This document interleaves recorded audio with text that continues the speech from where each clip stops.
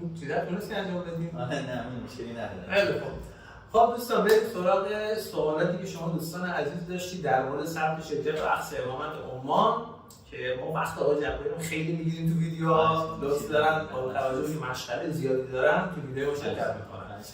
خب آقای جعفری دوستان خیلی پرسیدن در مورد مراحل ثبت شرکت در اینکه چقدر این زمان میبره که انجام بشه.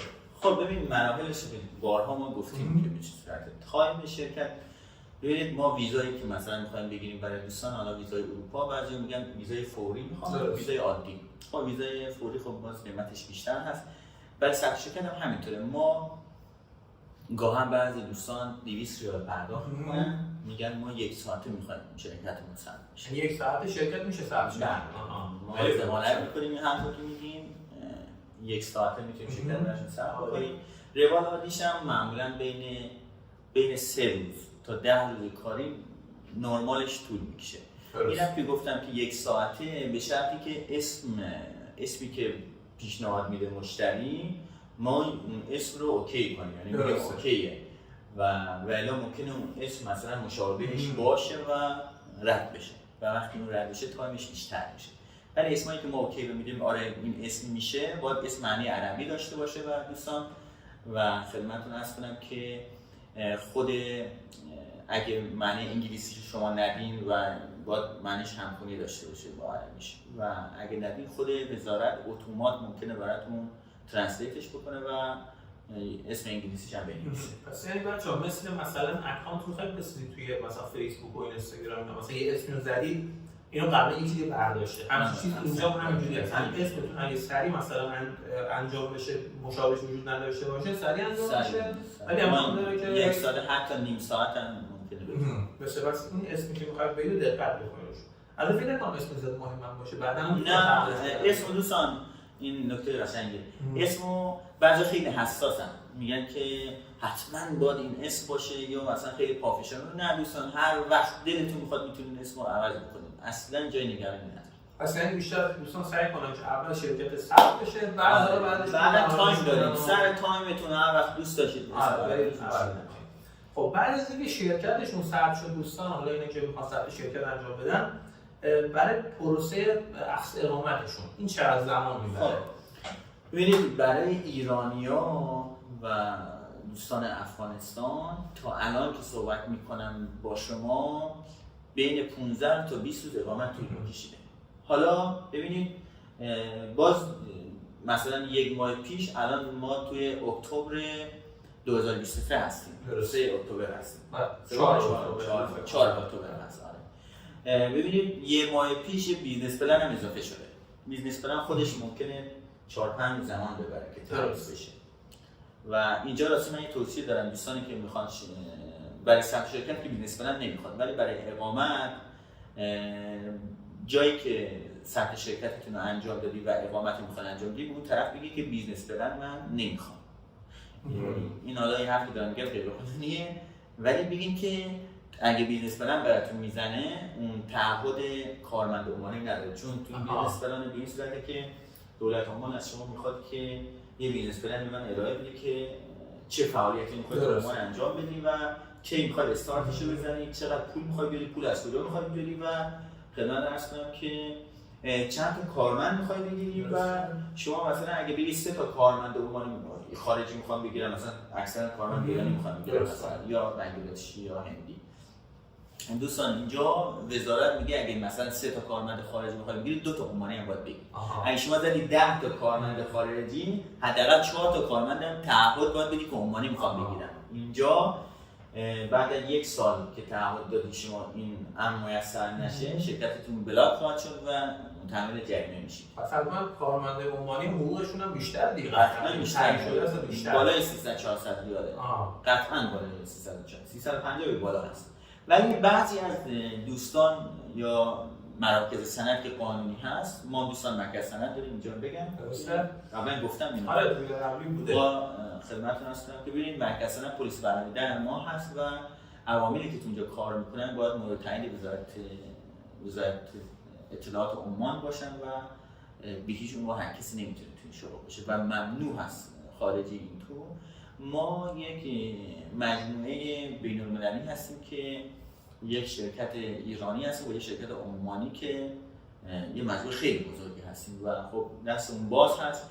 حالا من نمیگم دوستان بیان پیش ما، دوستانی که دارن این کار انجام میدن هر جا رفتن و قرارداد بستن گوته شما حتما برید قرارداد ببندید. این نکته خیلی مهمه و دفترشون که میرید ببینید دفتری داشته باشن و هر کسی اعتماد نکنید و اونجا خواهش کنید یا بگید آقا من به شرطی میخوام که اقامتمو انجام بدید که برای من بیزنس پلن رو به این صورت باشه که من تعهد ندم برای کارمندم، چون من تازه میخوام بیام و تا بخوام جا بیفتم ممکنه یکی دو سال زمان میبره و شاید نتونم این تعهد رو انجام بدم و بعداً به مشکل بخورم.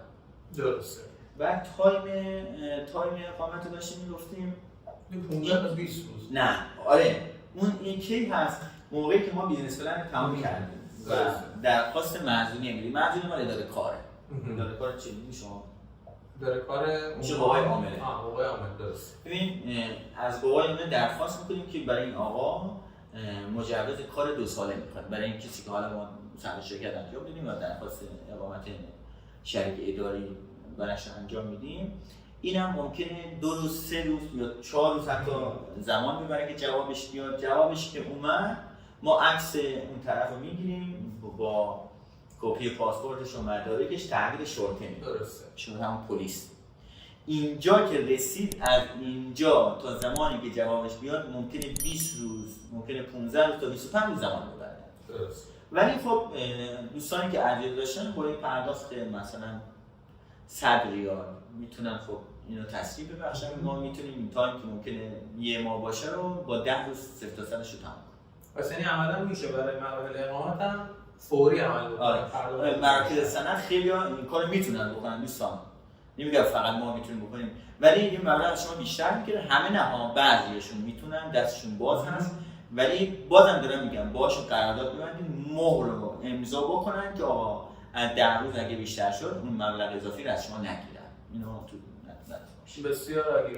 حالا بعد از اینکه اقامت دوستان اومد میگن ما چطور باید وارد عمان بشیم؟ یعنی ویزایی که ما نیازه که خب ببین مثلا ما مدارک دادیم تحویل شرطه هم پلیس جوابشو میده. یه برگه میده که عکس این آقا روشه و روش نوشته که اقامت 2 ساله. ما تو واتساپ اینو میفرستیم. تا الان نیاز ببینید بچه‌ها تا الان نیاز به حضور صاحب شرکت نبوده. یعنی ما میتونیم بدون حضور صاحب شرکت، حالا میخواد تو ایران باشه هر جای دنیا باشه، شرکتشو افتتاح بکنیم. همه مراکز سند میتونن شرکتش افتتاح بکنیم، اقامتش هم بگیریم. یعنی اقامتش تو واتساپ میفرستیم اقامت 2 ساله. حالا ایشون برای بار اول مثلا داره میاد، تا حالا عمان مثلا نیومده، ایشون وارد عمان میشه. وقتی میاد میشه شرطه اونجا پاسش که ارائه میده. این برگه حالا نیاز نیست که این برگه رو بدیم کپی این برگه 2 ساله رو، ولی خب بدیم بهتره. چون من بوده که بعضی از مشتری‌ها مثلا وارد عمان که شدن پلیس ثبت نکرده. درسته. بعد موقعی که یه برگه خاصی هست که وقتی طرف وارد عمان میشه قوای عامله شرطه باید اینو ثبت بکنه برای قوای عامله. قوای عامله جواب اونو میفرسته برای مفوضی که داخل شرکته. مفوضم عمانیه. برای مفوضه میفرسته. بعضی وقتا این ثبت نشده، چیزی برای قوای عامله نرفته. درسته. باز دوباره ما پاسیم بنده خدا برداریم ببریم پلیس بگیم آقا این ثبت نشده، ثبت سیستمش کن. برای همون من به دوستان میگم که این برگه کپی رو اینجا ارائه بدن. کپیشو ارائه بدن که طرف ببینه که دیگه یادش نره اینو ثبت سیستم بکنه. بسیار هم عالی. حالا بعد سوال این سواله. ببین وارد عمان شدیم درسته؟ با اون کپی اومدیم وارد عمان شدیم و نیاز به هیچ کاری نیست، فقط همون هتلی که رفتیم همونجا. البته اینم راستی بگم ما برای دوستان یک پکیج هم گذاشتیم، دوستانی که خواستن میتونن بیان و خدمتتون عرض کنم از استقبال فرودگاه و دیگه خدمتتون عرض کنم که رفتن برای مدیکال، رفت برگشت برای گرفتن کارتشون هم استفاده بکنن. حالا شما وارد عمان شدید، تو هتلتون هستین، اون کسی که داره کارتون رو انجام میده اون چیکار میکنه؟ اون یه برگه‌ای هست که قوای عامله اون رو صادر میکنه و بر اساس اون مدیکال شما یه برگه‌ای هست که مدیکال میگه تست آزمایش خون بدید، یه عکس هم ازتون میگیرن از قفسه سینه‌تون، یه عکسی میگیرن. بعد این کار که انجام شد آزمایش 24 ساعت طول میکشه که جواب آزمایش که اومد 4 تا آیتم رو پلیس از شما میخواد که کارت اقامت رو به شما بده. یکی تسجیل بیانات هست، یکی کپی مدارک شرکت، یکی پاسپورتتون، یکی جواب آزمایش مدیکال. اینا رو میرید تحویل شرطه میدید. یعنی شما وارد عمان شدید، یه روز طول کشیده که جواب اون قوه عامله بیاد، تسجیل بیاناتتون، یه روزم آزمایشتون. روز سوم شما صبح میرید جواب آزمایش گرفتید، میرید شرطه، کارتتون رو میگیرید. کارتتون نیم ساعت طول میشه. کارت که گرفتید مستقیم میاد کجا؟ دفتر ما، یا همون دفتری که براتون کار انجام داده میگه آقا سریع نامه بانک رو برای من بزن، برای حساب شخصی و حساب شرکتی که خب اونم مدارک آماده داره، همه رو سر میزنه و میده به شما میده که میرید. یعنی ظرف 3 روز یا 4 روز هم کارت اقامتتون رو میگیرید، هم حساب بانکیتون رو میتونید هر روز حسابتون رو باز کنید. بسیار هم عالی. بعد یه سری دوستان پرسیدن، گفتن که در مورد ویزای خانواده باید چجوری اقدام کنیم؟ خب ویزای خانواده، ببین ویزای خانواده شخصی که میخواد برای خانواده‌اش اقدام کنه حتما اول باید کارت اقامتش بگیره. خودش باید بطاقه‌شو بگیره. آره نمیتونه مثلا همزمان اقدام کنه، باید اون حتما کارتش بگیره. مثلا ایرانی‌ها میتونن با خانواده‌شون بیان اینجا، چون ویزای 1 ماهه میتونن بگیرن ولی ویزای 14 روزشون چنج نمیشه ها. یعنی ویزای 14 روزه رایگان هست دوستان برای همه ایرانی‌ها. ولی اگه اومدین داخل عمان با 14 روزه با فامیلتون اومدین، با خانواده‌تون اومدین، با فرزند زیر 21 سال اومدین میخواین براش اقدام بکنید، کارتتون که گرفتین برای اون نمیتونید اقدام کنید. می‌دونید چرا؟ چون ویزای 14 روزه تبدیل به ویزای 2 ساله نمیشه. آره اینجا با ویزای 1 ماهه اینا میان داخل، 21 ریال هم هزینه‌شه. درسته. تو فرودگاه راحت عمان ویزا رو میده 1 ماه رو 21 ریال. اون ویزای 21 ریال تبدیل به ویزای 2 ساله میشه. اون وقت میتونن خب کارت که گرفت یه هفته هم طول میشه که کارتش یه هفته بعد اقامت خانواده‌اش هم در میاد. ولی دوستانی که مال افغانستان هستن نمیتونن با خانواده‌شون بیان. خودش اول واسه بیاد اینجا کارتشو بگیره، کارتش گرفت یه هفته طول میشه که برای خانواده‌اش اقدام بکنه، اقامتشون رو در میاد، میفرسته مثل خودش که اومده. اونا میتونن با کپی اون بلند بیان و اینجا اونا دیگه نیاز به چیز نداره بچه‌ها، نیاز به تست مدیکال نداره. مدیکال واسه همین رو گفتم دقیقاً نیاز به مدیکال خانواده نداره. نه خانواده نیاز به مدیکال فقط همون شخص. اگه مثلا بعضی از اشخاص من دیدم که مشکل دارن برای تست مدیکال، مثلا آقا هست، من به خیلیاشون گفتم که اقامت رو خانم بگیره و آقا رو زیر کفالتش بیاره که دیگه برای آقا نیاز نیست آزمایش. اینم نکته خوبیه که دوستان در جریان باشه. بسیار. حالا بعد بعضی دوستان پرسیدن، گفتم مثلا من شرکتمو ثبت کردم، بعد مثلا یک کسب و کاری رو انداختم، میخوام پرسنل ایرانی استخدام بکنم، این برای پرسنل چجوری باید درخواست بدم؟ خب ببینید نشاطا فرق میکنه. مثلا کسی که نشاط داره، مثلا نشاط دفتر کامپیوتری داره مثلا یا تعمیرات کامپیوتری، خب یه دفتر رو اجاره کرده، خب شرطه از قوای عامله میشه همون اداره کار میاد بازدید، میاد نگاه میکنه میبینه بله مثل اینجا مثلا یه صندلی هست و یه میز، میگه خب یه نفر بیشتر به شما پرداخت درسته. یا میبینه نه شما دفترتون بزرگه 10 تا صندلی گذاشتین، 10 تا میز گذاشتین، 10 تا کامپیوتر گذاشتین، خب اینجا ممکنه 10 تا رو نده ولی قطعا 5 تا رو شما میده. درسته. مثلا بعضی نشاط‌ها خیلی کارمند میتونن بگیرن، مثلا مقاولات بنا اینا تا 20 تا کارمند میتونن بگیرن، سخته ولی خب میشه. درسته. مثلا بازدید محل از طرف قوه عامله کار باشه خیلی مهمه. بله میان بازدید قطعا، ولی زنگ میزنن قبلش به شما زنگ میزنن که ما مثلا فردا ساعت 10 صبح میخوایم بیایم. باز خوبه. درسته. بسیار عالی. دفترتون مثلا آره یه مقدار تنظیم کنید که بتونید بیشتر واسه بقیه ویزای کارمندی بگیرید. بعد درستون خدمتتون که در مورد مالیات زیاد بچه‌ها می‌پرسن این مالیات عمومی آخر سر چه جوری شد، یعنی مثلا تو حساب شخصی مالیات ببین شرکت چیزی به شما بگم، اداره مالیات هم وزارت مالیات خب اینا تمام وزارتخونه‌ها میان و هر ماه جلسه دارن با سلطان عمان جلسه دارن و بین خودشون هم جلسه دارن که باز نتیجه اون رو باز تو اون جلسات با سلطان میان در جریان میذارن.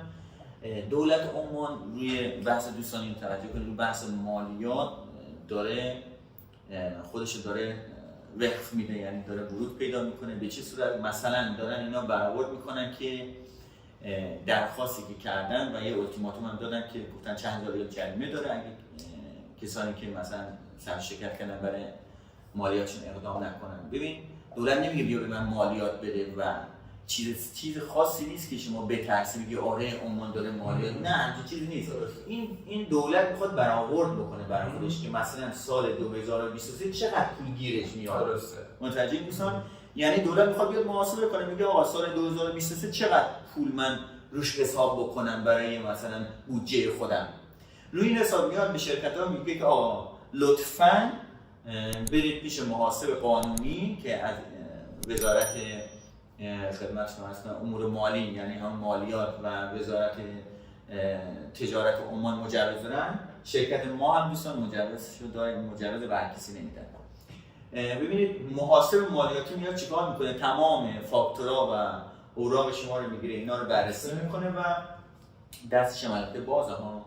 میگن که دفاتر مالیاتی که تحت قید بهش میگن اینا تا حدودی دستشون باز هست، اونا میتونن فاکتورا رو یه خورده مثلا راحت‌تر بدن برای مشتری که مثلا برای مشتری خوب باشه و تعهدات خیلی سنگینی دارن توی دولت. درسته. آره. و خدمتتون عرض کنم که شما میاد میزنی آقا مثلا من امسال به ما میگی که مثلا من زیاد کار نکردم، این پرینت حساب شرکتتون زیاد نباید کار کرده باشه، این مد نظرتون باشه دوستان. یعنی اگر شما در سال 30,000 ریال سود خالص کرده باشید، ببین نمیگم درآمد ها، ما درآمد سود، مثلا شما ما تو سیستم که اونجا هست میذاریم تو سیستم که درآمد در سال 2023 200,000 ریال ما درآمد داشتیم. بعد مصاریف چقدر بوده؟ مثلا آقا زدیم این و مثلا ما زدیم مثلا یه کانتینرمون گم شده، درست، یه کانتینرمون گیر کرده و خدمت شما عرض کنم که ما خسارت سنگینی به ما خورده. خب بعد میگه امسال چقدر سود کردیم؟ میذاریم مثلا سال 2023 200,000 درآمد داشتیم، خدمتتون عرض کنم که سودمون بوده مثلا 20,000 ریال. خب دولت از شما پولی نمیگیره، به هیچ عنوان یک ریال نمیگیرن از شما. اگر از شما زده باشی 35,000 ریال سود من باشه، سود من هست، دولت میاد میگه خب ایشون 5,000 ریال سودش بیشتر میاد، میاد میگه از این 5,000 ریال 12% باید به من بدی و 12% شما. اصلا اون سودی که مثلا شرکت کردن 12% بالاتر از 30,000 ریال باشه. هر چقدر بالاتر باشه از اون مبلغ 12% دولت میگیره. بعد این دیگه به شرکت مثلا درجه 1 و 2 و 3 و 4 نه فقط یه چیز میگم، شرکت درجه 4 اینجا خیلی بهتره.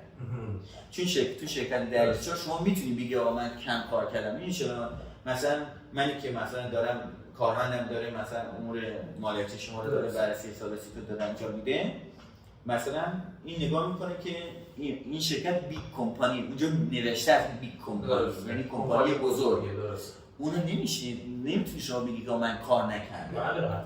اونو دقت بررسی اوراق شما خیلی بیشتره از شرکتی که مثلا درجه 4 این کمپانی خیلی کوچولوئه. نه اصلا بهتره به نظر من دوستان که اگه خواستن سطح شرکت بکنن با درجه 4 که مثلا پایین ترین سطح شروع کنن، حالا اگه نیازشون من به شرط به شما میگم نه بالغ بر شاید تا حالا بالغ بر 1000 تا چند هزار تا شرکت، چند هزار تا میگن اون 1000 تا یا 1000 خورده شاید شرکت ثبت کرده باشیم 99.9% شون درجه 4. درسته که اکثرا برای اول کار به نظرم مناسبه دیگه. حالا مگر اینکه دوستان بخوام مثلا فعالیت بزرگتری داشته باشن که اونو فکر کنم داخل سایتتون این دفترچه‌ای دارید که بچه‌ها میتونن مطالعه بکنن و مزیت‌های لول چیزها، لول شرکت‌ها رو میتونن بخونن که مثلا خب لول شرکت‌ها ببینید شرکت با مسئولیت محدود معمولاً تمام کسانی که میان عمان بالغ بر 99% مسئولیت محدود به شرکت سر می‌کنن. مسئولیت محدود چجوریه؟ درجه 1، درجه 2، درجه 3، درجه 4 و ممتاز. درست. ما اینجا درجه 4 هستیم. حالا شرکت‌های دیگه هم داریم. شرکت‌های مثلا خدمتتون هستم که اجنبی داریم، شعبه خارجی داریم، نمایندگی خارجی داریم، سهامی عام داریم، سهامی خاص داریم. خب اینا با سیستماشون کلا فرق می‌کنه. درسته. و به نظر من کسی هم زیاد توی این خطا نمیره. توی این مثلا خصوصا ما ایرانی‌ها اگه بخوایم نمایندگی یا این شعبه بزنیم عملا اسم ایران روشه. درسته و کلا تو حساب بانکی اینا اصلا مشکل برقرار تحریم. بسیار عالی. حالا سوال بعدی که زیاد باز پرسیده شده در مورد بحث گواهینامه است که بخوام تبدیل بکنن مثلا گواهینامه اومده بگیرن. خب خدمتتون هست که گواهینامه، خب دوستانی که ما گواهینامه میگیرن گواهینامه ایرانشون رو باید حتما با خودشون بیارن و گواهینامه ایران میرن حالا یه بانکی هست به نام بانک صادرات یا حساب صادرات و متاسفانه سفارت ما دستگاه کارتون نداره دوستان. اینجا متاسفانه دارم میگم باید برید تو بانک صادرات توی خیابون الخوئر هست، تو الخوئر هست، برید اونجا یه مبلغ 9 ریال فکر کنم پرداخت میکنید و فیشش رو میبرید کجا؟ سفارت. گواهینامه‌تون رو به سفارت تحویل میدین، سفارت ترجمهش میکنه، ترجمهش میدین وزارت خارجه عمان. وزارت خارجه عمان هم 10 ریال از شما میگیره که اون مهر سفارت ایران رو تایید بکنه. بعد اوراق شرکتتون رو میبرید با عکس و یه مبلغ فکر کنم 3 ریال برای چشم و اینا. آره راست میگی. یه چشم پزشکی هم باید برید که اون آنلاین براتون جوابشو میفرستن تو سیستم. و فکر کنم 15 ریال زیر 15 ریال هم هزینه است که مندوبم اینا چون مندوب میره کارا رو انجام میده. فکر کنم زیر 15 ریال هزینه‌شه که بتونید همون موقع میرید میشینید همون موقع گواهینامه عمان به شما میدن. درست. یعنی تو یه روز میتونید بچه‌ها دیگه گواهینامه ایرانتون تبدیل به گواهینامه عمان بکنید. بسیار عالی. بعد در مورد اقامت 10 ساله پرسیدم توی عمان 10 ساله چجوری میتونید اقامت بگیرید؟ خب این خیلی خوبه. ببینید خدمتتون عرض کنم که شما اگه با این اقامتی که دوستان دارن اقامت 2 ساله اگه 6 ماه از عمان خارج بشید چی میشه؟ باطل میشه. اقامت باطل میشه. حتی اگه شده یه سال یه ورود خروج دوستان باید داشته باشید. خدمتتون عرض کنم که اقامت 10 ساله باید کسانی که 500,000 ریال درست یا جنس باید داشته باشن یا پول تو حساب داشته باشن یا جای خریده باشن. درست. اینو میان ارائه میدن به ما و ما ممکنه 2 هفته تا 1 ماه گاهن تا 2 ماه هم ممکنه این پروسه زمان ببره که بتونیم اقامت 10 ساله‌شون رو بگیریم. حالا بعضی دوستان اینقدر سرمایه ندارن ولی خب راه‌های رسیدن به خدا زیاد هست و میتونیم دست به خورده باز. بسیار عالی. بچه‌ها فوایدش هم بگم. بله. ببینید شما اگه چند سال از عمان خارج باشید مشکلی براتون پیش نمیاد با این اقامت و اگه شرکتتون هم کنسل بشه بازم اقامتتون به مشکلی نمیخوره. هر جای عمان هم بخواید میتونید یه خونه رو یا یه ملک بزرگ رو به نام خودتون کنید، به نام شخص خودتون. و خدمتتون عرض کنم که جدیداً هم که شورای همکاری خلیج فارس تصمیم گرفتن که به حساب کسانی که تو این کشورها خارجی هستن و سکونت دارن زندگی میکنن خارجی ها رو میخوان ورود خروج اونا رو به کشورهای همدیگه آزاد کنن. امارات بچه‌ها این تصمیم رو گرفته و عملی کرده و احتمالاً به همین زود این انجام میشه و فکر کنم فقط اونایی که اقامت 10 ساله دارن بتونن درسته ورود خروج بکنن بدون ویزا برن میان و بخوان کاری انجام بدن یا سعودی بخوان برن، کویت بخوان برن، فکر کنم اینا اوکی باشن. البته ممکنه برای 2 سال هم بیفته ولی یه شرایطی بذارن، شرایط نه سخت شرایط راحت ولی خب امکانش مثلا حوزه شینگن که تو اروپا مثلا یکی ویزا شینگن میگیره کل اروپا رو میچرخه. اینجا عمان اقامت میگیره کشور حوزه خلیج فارس به اصطلاح جی سی سی دیگه. آره ما جلسه‌ای که با چند تا از مدیرایی که تو این بحث هستن داشتیم گفتن فقط مستثمرا ممکنه آزاد بکنن ولی خب باز یکیشون گفت که نه احتمال داره بقیه هم که اقامت دارن اونایی که صاحبان شرکت هستن اونا هم بتونن ولی خب شاید یه شرایطی بود براشون بذارن مثلا بگن آقا مثلا تمکن مالی تو نشون بده مثلا خدمتی که مجوز بهت بدیم یا نمیدونم برید حساب 6 ماهه‌ای بگیرن یه چند چیز مدارکی که نسبت به گرفتن ویزا شاید راحت‌تر باشه. بسیار عالی. بعد در مورد اقامت دبی چجوری ها جدولی شرکت شما تو این حوزه فعالیت می‌کنه یا مثلا اقامت 5 ساله دبی؟ اقامت 5 ساله دبی.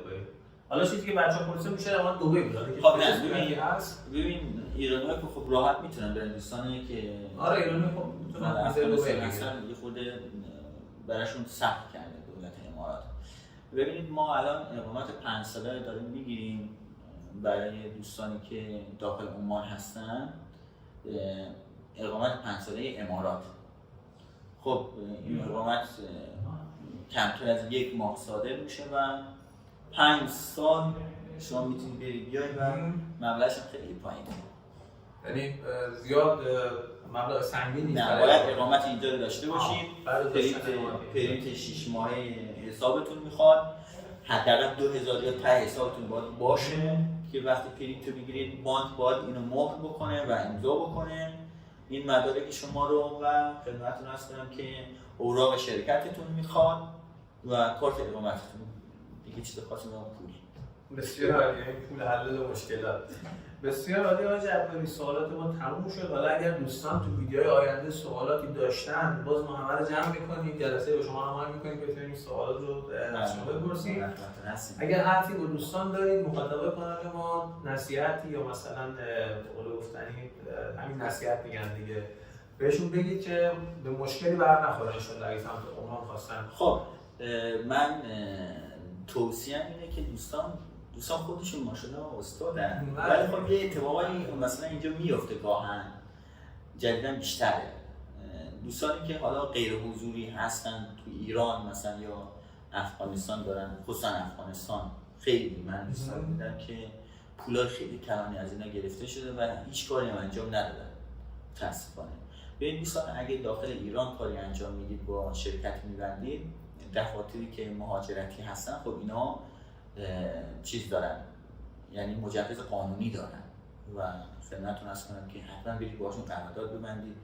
مثلا خود شما چجوری با قرارداد بستید؟ ما رفتیم دفتر آقای جباری شعبه تهران، بعد قرارداد بستیم، قرارداد رسمی. نه وکیل آورده قبلشون داده من شرکتشون رو چک هم کردم و به وکیلم گفتم شرکتشون رو چک بکنن، دیدم شرکتشون از نظر قانونی مشکلی نداره و وکیلم وقتی تایید کردم با وکیلم رفتم و قرارداد بستم. شما اگه دوست داشتید میتونید خودتون قرارداد ببندید با وکیلتون برید و این اطمینان من میتونم به شما دوستان عزیز بدم که شرکت گلوری عمان که مؤسسشون آقای جباری هستن کار شما رو نه و اصلا انجام بده، چون من خودم به شخصه که مشتریای شرکت ایشون بودم.